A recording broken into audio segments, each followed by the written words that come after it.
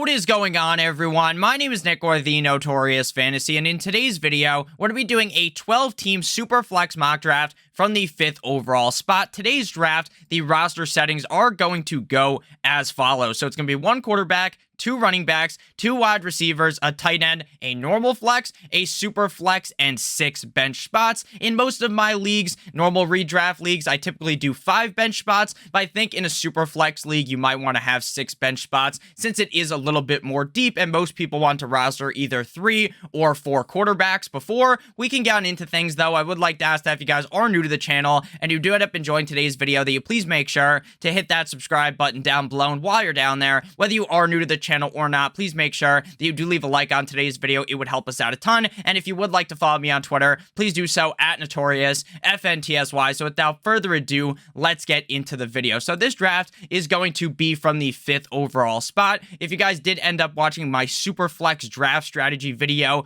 from yesterday, my favorite place to be drafting in a 12-team SuperFlex league is in the top 5 picks, because I can almost guarantee myself I can guarantee myself a top 5 quarterback, and I can potentially get a top 3 quarterback in SuperFlex drafts a majority of the time. I want to be leaving the first round with a quarterback. Now, it definitely depends how things go, right? I don't want you guys to just enter the draft and think I fucking need to draft a quarterback in the first round, because maybe 4 quarterbacks go in front of me, and maybe I'm not someone who, say, thinks that Lamar Jackson is worthy of that pick.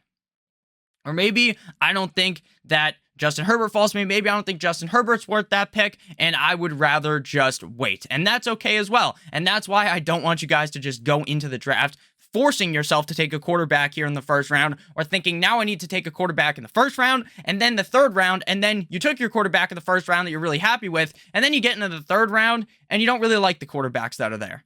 But then you feel like you have to take one because you already told yourself before the draft that I need to take a quarterback there. So just make sure not to put yourself inside of a metaphorical box right before you do these drafts. So let's get into things. Let's start this draft up here. So the first pick of the draft is going to be Lamar Jackson, followed by Jonathan Taylor, Justin Herbert, and Patrick Mahomes. Very shocking that Josh Allen did not come off of the board already. In my opinion, Josh Allen should be the first overall pick in drafts like this, in a super flex and a 2 quarterback draft. To me, a super flex and 2 quarterback draft are basically the exact same thing, because in a 2 quarterback league, you have to be starting 2 quarterbacks every single week. In a super flex league, you don't necessarily have to, right? You can play a running back, wide receiver, tight end in that spot. But in reality, if you want to be maximizing the potential, maximize the output of your roster every single week, you need a quarterback there. So I'm treating it as though I need 2 quarterbacks every single week. So to me, the pick here would be Josh Allen. I don't think this would actually happen in draft. Now, I do think you can easily get a top 4, top 5 quarterback at the 105. I just don't think it will be Josh Allen in a lot of drafts. But hey, he does fall to us at the 105. That would be my pick. And then say you don't believe that, just imagine that it's Justin Herbert or Patrick Mahomes or Kyler Murray. Any of those quarterbacks would be fine with me inside of the top 5. It's definitely all about preference, and I think people are going to have a wide variety of players inside of their top 5. Like if you ask someone, hey, who's your top 5 quarterbacks? I bet you there's like 7 or 8 names that people could name as people that are in their top 5 at the quarterback position. It seems very open this year, and it seems like there aren't a clear top 5, and there's not a clear top 5 this season. So after we went Josh Allen, came Joe Burrow, Austin Eckler, Kyler Murray, Cooper Kupp, Christian McCaffrey, Najee Harris, Jamar Chase, Dak Prescott, Justin Jefferson, Derrick Henry, Travis Kelce, Dalvin Cook, Joe Mixon, and Mark Andrews. Mark Andrews seems like he is rapidly rising up the draft boards, right? Earlier on in the offseason, he was a locked and loaded 3rd round pick. In a redraft league, not even in a super flex league, in a normal redraft league, he's going in the 3rd round. Now he's moving up into the 2nd round, and in most drafts, he goes at the turn.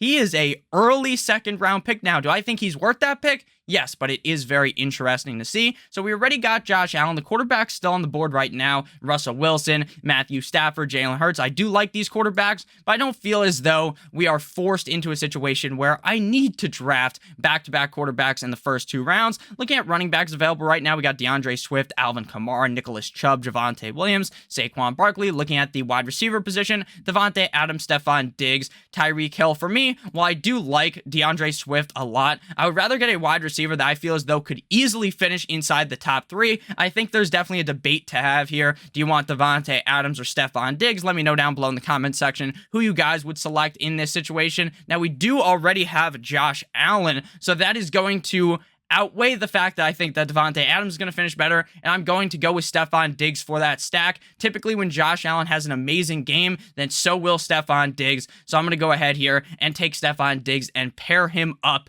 with Josh Allen. So after we went with Stephon Diggs, came Jalen Hurts, Alvin Kamara, Aaron Rodgers, Russell Wilson, Kyle Pitts, DeAndre Swift, Davante Adams, and 9-inch Nicholas Chubb. So we are back up on the board here. We already have our quarterback 1. Looking at the quarterbacks still available, I do like Tom Brady a lot, and I really think that Tom Brady is going to have a fantastic season yet again in 2022. But I would be interested to see what my team looks like if I don't take a quarterback here, because I know for sure if I don't take Stafford or Tom Brady, which are my highest ranked quarterbacks here, or Trey Lance, I would say, I think Trey Lance's ADP is going to skyrocket immensely, maybe even into the second round of SuperFlex drafts once Jimmy Garoppolo is gone. Right now, the fact that Jimmy Garoppolo is still there makes people fucking panic a little bit. They shit their pants. But at the end of the day, I don't really think that Jimmy Garoppolo is going to matter in the equation. I really think Trey Lance is going to be the guy. So if we don't take a quarterback here, that would be in like the Kirk Cousins Tua range.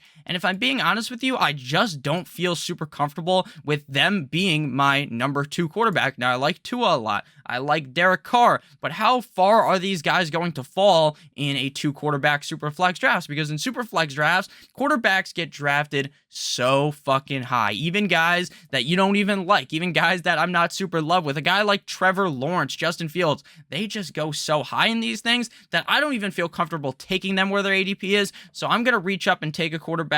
My preference here would be Trey Lance. Now, I don't have Trey Lance ranked the highest out of these 3, but I'm going to keep moving him up because I really do feel as though Jimmy Garoppolo's ass is done. His ass is grass in San Francisco, and I think that Trey Lance has top 5 upside in fantasy football due to the rushing upside. The safer picks there are Stafford and Tom Brady. 100%. But I already went safe. I already got Josh Allen, so I'm definitely willing to take that risk. So after we went with Trey Lance, came Matty Snapback, Tampa Bay Tom Brady, CeeDee Lamb, Breece Hall, Tyreek the Freak Hill, Deebo Samuel, George Kittle me Timbers, Deshaun Watson, Saquon Barkley, Derek Carr, Leonard Fournette, A.J. Brown, Kirk Cousins, you like that, and Javonte Williams. Deshaun Watson going in the 4th round. Right now, I don't feel comfortable taking Deshaun Watson. I honestly think there is a chance that he gets suspended the whole season. Earlier on, I was thinking, oh, it's going to be like 7, 8, maybe 9 games, right? Maybe he gets half the season, more than half the season. But I didn't think that it would be the whole season. And how things are moving right now, it seems like it's going to end up being the whole season. So I'm staying clear away from Deshaun Watson. If he gets suspended even 8 games, take him in the 4th round of Superflex draft. I understand the upside is there, right? When he's playing, he could be a top 5 quarterback in fantasy football. He's just that good. But in a Superflex draft, when you draft Deshaun Watson, it's not like, you can really wait the 8 weeks, the 9 weeks potentially, right? You really can't because you need 2 quarterbacks every week, and now you have to reach on a 3rd quarterback much earlier. I just don't like it. I just could not do that. So we're back up on the board here. Aaron Jones is criminally underrated right now. Aaron Jones is a running back that is going to be seeing a zillion targets this season. They don't really have a confirmed wide receiver number 1 in this offense with Mr. Aaron Rodgers, Mr. Discount Double Check. I think Aaron Jones is going to see a shit ton of work here and could easily finish as a top 10 back, and we got him at pick at the 408. So I'm very comfortable with that. I don't know why the fuck I just stuttered right there. So after Mr. Aaron Jones came Darren Waller, Keenan Allen, Antonio Gibson. I hate that pick. Mike Evans, Cam Akers, T. Higgins, David Montgomery, and DK Metcalf. We're back up on the board here right now through the first 4 rounds. We got 2 quarterbacks, a running back, and a wide receiver. So where we are picking right now, you can really go either way, either running back or wide receiver. Looking at the tight ends, the top end tight ends have already came off the board. Mark Andrews,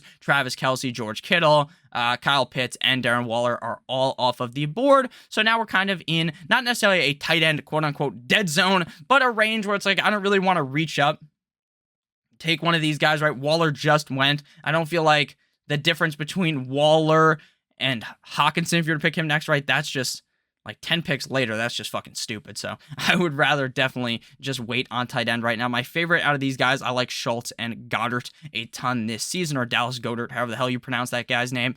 So we're up here, and I think we are going to end up going with another running back because I am just very high on this running back. And as the draft continues to go, it's going to be very hard to find another running back that I feel as confident in as James Conner. Last year, him versus Chase Edmonds, he absolutely eviscerated Chase Edmonds in the battle of the backfield, right? The battle of the bastards type deal. He just absolutely slayed Chase Edmonds, right? Chase Edmonds stood no chance. James Conner fucking dominated last season. His stats were absolutely insane. So they just have the numbers as a whole. He was a top 5 running back in standard and in PPR. He was a top 32 overall player in both standard and PPR. The guy was fucking dominant. His stats last year were crazy. He scored a bunch of touchdowns, and I think that in 2022, we could see something similar, right? 15 rushing touchdowns, 3 receiving touchdowns. The guy was amazing. Now, something about James Conner that a lot of people point to the negative, oh, James Conner always gets hurt, blah, blah, blah. But to be honest with you, I don't think James Conner should be ran through the dirt because of his injury history. I think if he's able to play 15-ish games, he is going to dominate, especially with how good I believe this Arizona Cardinals offense is going to be yet again in 2022. After we go with James Conner came Terry McLaurin, Jalen Waddle, Josh Jacobs, Ezekiel Elliott, J.K. Dobbins, Travis Etienne, DJ Moore, Deontay Johnson, Trevor Lawrence, Tua Tagovailoa, Justin Fields. We got Dalton Schultz, Amari Cooper, and Kenneth Walker. I am pretty low on Kenneth Walker compared to most people. I really think that Rashad Penny could be the lead back. I'm not worried at all about Chris Carson. He just got surgery on his neck. He's got like a whole fucking plate on his neck. I think he may end up retiring, not because he's necessarily over the hump, right? I think he still has the skill, but the injury factor is there. He's always had neck issues. It just doesn't seem like the best idea for him to play, but even if he does play, he doesn't really affect my opinion on Kenneth Walker or Rashad Penny. So we're back up on the board here. TJ Hawkinson, the top player available according to Sleeper. Not the guy I would be taking here. The biggest difference between regular fantasy football mock drafts right now and best ball drafts that I've seen is Michael Pittman's ranking. In best ball leagues on Underdog Fantasy, Michael Pittman is a top 15 wide receiver. Every single time. He never falls past that because the upside is so immense with now Matt Ryan under center on such a good Indianapolis Colts team. I love Michael Pittman. He is going to be my pick here. I think you can make the argument for Hollywood Brown. I think Hollywood Brown's going to really come out the gates on fucking fire. Super hot fire. And then once DeAndre Hopkins comes back, then maybe he twiddles off, right? He dwindles off. But early on, I think he's going to come out the gate on fucking fire. But who knows how he's going to finish. So based upon what I know right now, I definitely like Michael Pittman more. And I really do feel like this Indianapolis Colts offense is going to be significantly better with Matt Ryan compared to with Carson Wentz under center. So before we make our next pick, we did bring up Underdog Fantasy just before. So let's talk about them real quick. If you guys do use promo code AWESEMO, AWESEMO, you guys will receiving a first match deposit bonus of up to $100. So if you deposit $100, they will give you an additional $100. If you guys don't know what Underdog Fantasy is, they are a best ball website. What best ball is basically you just draft it and you forget about it. The computer on Underdog will automatically put the highest scores at each position every single week into your roster. So all you got to do is draft it, and then you can watch it every week, or you can just draft it and forget about it and come back at the end of the season, and maybe you won a lot of money. The puppy tournament that is close to filling right now, $70 million to first place, only $5 to entry, and like I said, it is close to filling, but they're going to open up more. They always do. And then there's the Best Ball 3 Mania tournament. First place wins $2 million. And again, there's no in-season management, there's no trading, there's no waiver wires, so you don't even have to think about it. The most fun thing for me in fantasy football is the draft. I love doing these mock draft videos. I love doing drafts. It's so fucking fun. So, to me, it's the best thing about fantasy football, and then you don't even have to worry about the in-season management. Your team is automatically set for you, and then you can come back at the end of the season and win a lot of money. So again, Underdog Fantasy, promo code AWESEMO, AWESEMO, for a first match deposit bonus of up to $100. If you guys watch the Best Ball channel, the AWESEMO Best Ball channel, you guys can get some more tips on how to draft there and my thought process and how it is different when you're comparing a redraft league compared to a Best Ball league. And we do drafts on Underdog every single Monday live. You guys can watch those as well. So let's get back on into the video. Thank you to Underdog Fantasy for sponsoring today's video. And this is a sponsor that I use a lot. I am on there all the time. If you guys ever catch me in a draft, leave down below in the comment section. Oh, I drafted with you. My handle is @Notorious, or there's no @ it's just Notorious, FNTSY in there.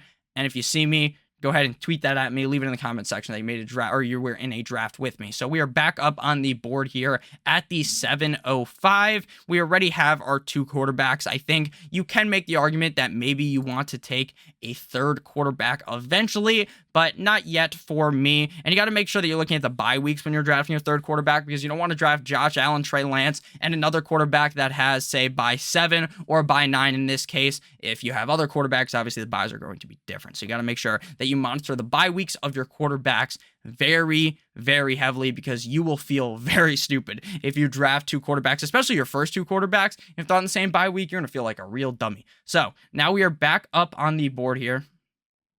I don't like Hawkinson. I mean, it's not that I don't like Hawkinson. I think Hawkinson's going to be just fine, but in the 7th round here, I'd rather just wait and take a shot on maybe not a Dawson Knox, because then we're going super Bills heavy, but on a Zach Ertz, a Pat Firemath, a Rob Gronkowski, who I think will be back with Tampa. So I would rather wait. What the fuck? I would rather wait. So we're going to go here and go with a wide receiver. The running backs available are pretty dicey at this point. I actually like Clyde Edwards-Helaire a ton because of the fact that he's falling in drafts. He's no longer a 1st, 2nd round pick, but he's been already taken. So with this pick here, we're going to go with Treylon Burks. I also like Michael Thomas a ton, and I think he could be a top 10 wide receiver in fantasy football this year, but I'm starting to get nervous, man. Pretty nervous about him, because not that he's not a good player or that I think he's going to fall off because he's missed so much time. I just worry that maybe he isn't healthy, and it just concerns me. So we're going to just draft Treylon Burks here. I like Amon-Ra St. Brown as well. Staying pretty clear away from DeAndre Hopkins, because again, I don't really want to draft a guy that I want starting in my lineup in the 7th round. A guy that's going to be riding my bench for a bunch of weeks due to the fact that he's suspended. So not for me here. Treylon Burks, understand. But Nick, the Tennessee Titans are such a run-heavy offense. Why do you want the receiver? Because he is their only fucking receiver besides Robert Woods. So they are going to force-feed this man the ball. So Treylon Burks, then we see Damian Harris, DeAndre Hopkins, Ryan Tannehill, Amon-Ra St. Brown, Michael Thomas, Mystic Mac Jones, Miles Sanders, Tony Pollard, TJ Hawkinson, Brandon Cooks, Allen Robinson, Darnell, here comes the Mooney, Zach Ertz, and Cortland Sutton. So we are back up on the board here. Running backs looking a little bit suspect at this point. My favorite running backs still available here would be either Devin Singletary or Chase Edmonds, but I think I can get them in the next round. Cordero Patterson, there's definitely an interesting case you can make for him. He was so good last year. They're going to use him as running back and a receiver, but I'm not fully sold on him. I'm just thinking maybe he's going to retract a little bit this year. The quarterback play is definitely going to be worse with Marcus Mariota under center. They bring in Drake London. Obviously, Calvin Ridley is not there because he's suspended for the whole year for fucking gambling, but I don't know. I'm just not as sold in on Cordero Patterson this season. I wasn't sold on him last year either, but obviously he was a waiver wire stud. So we are back up on the board here. We still don't have a tight end, but I'm fine just waiting until later, if I'm being honest with you guys. So we're going to go ahead and take a wide receiver here, and then we're probably going to have to start taking some more running backs. We're going to go with Drake London, so we're going to go back-to-back rookie picks here. I think that Drake London is also being slept on a little bit because while he is a rookie, and I don't think he's going to put up some Jamar Chase fucking numbers, right? But he is the #1 receiver on the Atlanta Falcons. I understand they do have Marcus Mariota, right? I was just making fun of Cordero Patterson for that reason, but at the end of the day, Drake London is a better receiver than Cordero Patterson could ever fucking dream to be. So I think Drake London will still be successful. You could argue for Juju Smith-Schuster, who could be the #1 wide receiver there in Kansas City. You can also talk about Elijah Moore, a couple other players that I think are deserving of that spot, but for me, I would rather go ahead and go with Drake London. After we went with Drake London, came Devontae Smith, Matty Ice Baby, Rashad Bateman, Cordero Patterson, Garrett Wilson, Elijah Moore, back-to-back New York Football Jets wide receivers, Juju Smith-Schuster, Corvette, and Dawson Knox one time, if you are with me.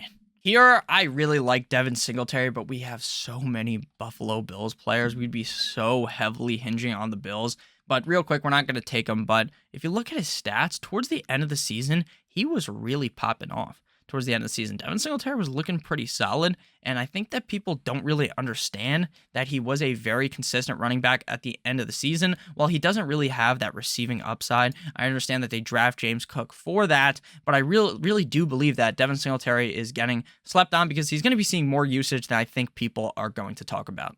Since we have so many Bills, we will go with another player that I like in this range. That's going to be Chase Edmonds. I just kind of talked about earlier how James Conner fucking slayed his ass, and he became the number 1 running back on the team. But Chase Edmonds in Miami with a Mike McDaniel offense, with a better offensive line, with a better head coach, I'm really thinking that Chase Edmonds could be in a really good situation this year as probably the number 1 running back on the team, coming off the board in the 9th round. So after Chase Edmonds came Hunter Renfrow, Brandon Ayuk, Pat Freiermuth. We got Zach Wilson, Kareem Hunt, Devin Singletary, Mike Licky, Ahmad Gesicki, James Cook, Gabe Davis, Adam Thielen, Chris Olave, Tyler Lockett in my pocket, Christian Kirk, and then Rashad Penny. I want to be honest, I would rather get kicked in the cock by a horse than draft Tyler Lockett. It's just like with Drew Lock, man. Like the reason why you like Lockett is the big play potential. That big play, he fucking bursts down the seam. Mr. Russell Wilson heaves it up there, right in the bread basket. Bang! Like, what's that guy's name? The NBA guy that does that, the announcer, is it? I don't know what his name is, but he's like, bang! Curry from 3, bang! That's what, like, it was like Russell Wilson to Lockett. Bang! But, yeah, now it's like fucking Drew Lock to Lockett or Geno Smith to Lockett. I mean, not the best. No bueno, as they would say. So we're back up on the board here. Got a couple more picks. We got 1, 2, 3, 4, 5 picks left. We don't have a tight end yet, so we would be smart to draft a tight end. It would also be smart, though, to draft a backup quarterback because you do want to be drafting 3 quarterbacks, in my opinion, so that when one of your guys is either hurt or on bye, you can go ahead and throw the other quarterback in. So again, we got bye week 9 and bye 7. Here out of this group, I think the safest pick is probably Carson Wentz because Carson Wentz is just a schlub. He's going to do quarterback 2 numbers. You're never going to be excited. You're never going to like throw your fucking mouse at the wall being mad that you started Carson Wentz because he's just average. He's never really going to do anything special. I'm all about going for the upside. So we're going to go with famous Jameis, eat a W, steal a crab, Winston, because I think that Jameis Winston could put up a much better season in New Orleans this year compared to last year because he got hurt last year, right? He was actually playing quite well. There's no quarterback competition there. Jameis is the guy, so I like Jameis a ton, and he fits in with the bye week narrative. Other quarterback I like there would have been Danny Dimes for the upside that he has, the immense amount of upside, the rushing upside, but again, the guy does kind of suck. But he also didn't fit the agenda because he's by 9, as is Trey Lance. So after with famous Jameis Winston came Michael Cotta, Melvin Gordon, Carson Wentz, Jameson Williams, Noah Fant, Bobby Trees, Robert Woods, Albert O, Michael Gallup. So we're back up on the board here. We got our 3 quarterbacks. We definitely are in dire need of a tight end, and we are going to go with Mr. Rob Gronkowski again. I am under the strong belief that Rob Gronkowski is going to be the tight end of the Tampa Bay Buccaneers this year. I would bet money on that. I feel confident in it. I just don't know why he wouldn't come back. So that's just my opinion on that. If he doesn't come back, then this pick's going to look fucking stupid. If you're watching this in August and Gronk's still not back, you're like, oh, this Nick guy's a fucking dumbass. At the end of the day, it just seems like he's going to come back, right? It just seems like there's going to be another Rob Gronkowski season. Probably his last one, but he's definitely coming back, especially since Tom's back. There's just no way he's gone. So after with Rob Gronkowski came Isaiah Spiller, Alan Lazard, Ramondre Stevenson, Chase Claypool, Cole Kmet, Tyler Higbee. Then we went ahead and saw Alexander Mattison, Ronald Jones, who I like is a sneaky pick, Tyler Boyd, Christian Watson, Hunter Henry. We got Sky with 2 Ys more, Damian Pierce, and Russell Gage. We need another running back. We are in need of another running back, and I think the only running backs that are down in this range that I could potentially see myself starting week in, week out is going to be Nyheim Hines. Now, we did see a fucking crazy narrative out of their head coach, Frank Reich, that if I'm playing fantasy football, is what Frank Reich says. It's not what I'm saying.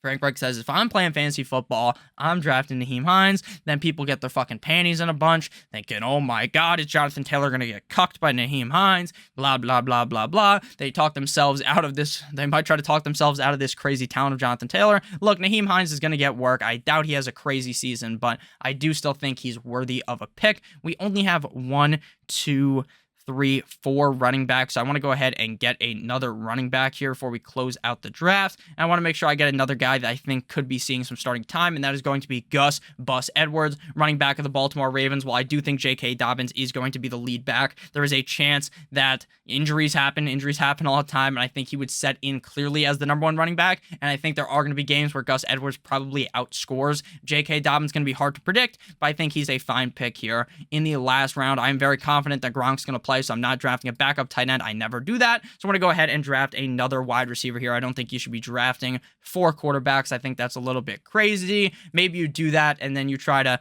fucking hold them hostage on your team and try to trade one of them away maybe, but I think that's a little bit crazy because people who do that, typically no one wants to trade with the guy who's just holding dudes hostage. Here we fall into yet another predicament because my favorite pick here is also a Buffalo Bill. It would be Jamison Crowder.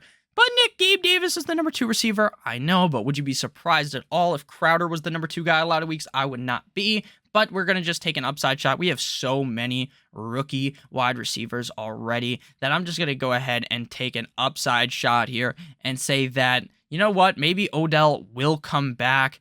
And we're going to take Odell, we're going to throw him on the IR, and then we're going to just pick someone up. I think that's a decent strategy. Draft Odell, maybe comes back halfway through the season, and then you can throw him in your lineup. But right now, the draft's over, so all you would do is put him in your IR spot, as long as your league has an IR spot, and then you're going to go ahead and just pick up someone else, right? Just pick up a player you think could start. Again, Carson Wentz, I think his ass is grass in the NFL, sadly, so I would not be taking him. So thank you guys all so much for watching today's video. I'll move myself, do the electric slide over here so you guys can see my full team. The full team is comprised of Joshie Allen, Aaron Jones, James Conner, Stephon Diggs, Michael Pittman.